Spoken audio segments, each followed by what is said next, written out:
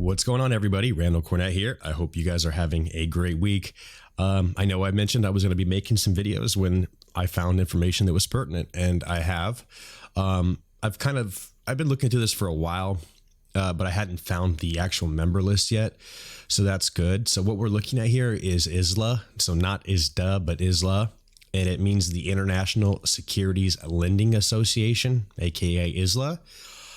They're a nonprofit industry association representing common interests of securities lending and financial market participants across Europe, Middle East, and Africa. Its geographically diverse membership of over 160 firms includes institutional investors, asset managers, custodial banks, prime brokers, and service providers. Working closely with the industry as well as national, regional, and global regulators and policymakers, ISLA advocates for, amongst other things, the importance of securities lending to the broader financial service industry.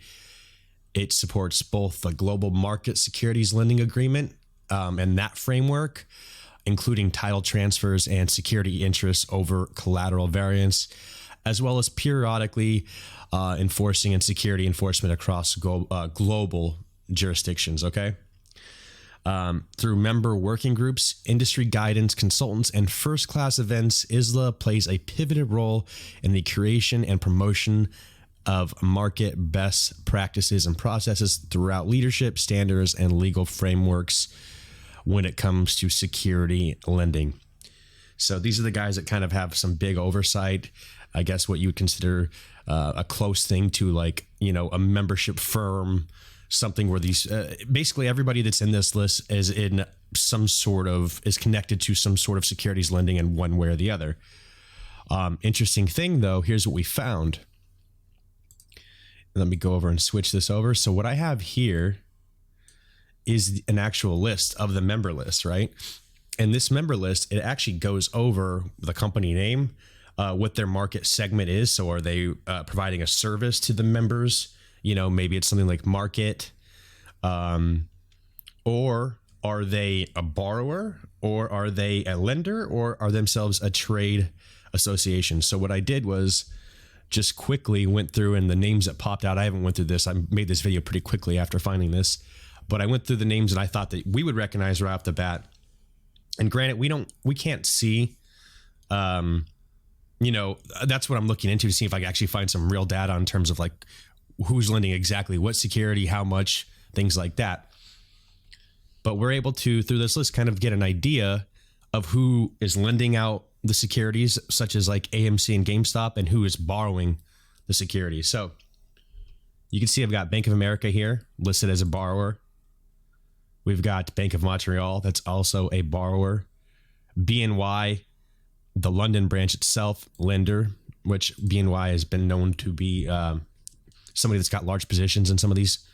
They have the Bank of Nova Scotia, which is a borrower as well. Going down, here's our friends BlackRock Advisors. They are a lender. So if people were curious about the possibility of BlackRock lending out the majority of their shares, highly likely. I don't think that surprises anybody. But we've got prime brokerages like BNP that are borrowing, and then their actual security service is actually lending. So they're playing both sides of that coin. Here's our friend Citadel Group, and of course they're borrowers, right? Probably one of the major borrowers, actually. Then we have Citibank, who we know also has large positions, lender. And then we have Citigroup Global Markets Limited, which is a borrower, which is interesting. So you have a lot of different players, you know, Credit Suisse, AG, lender, which I knew that they were going to be. And then they also have their other division of the company, which is a borrower. So a lot of companies here playing the same side.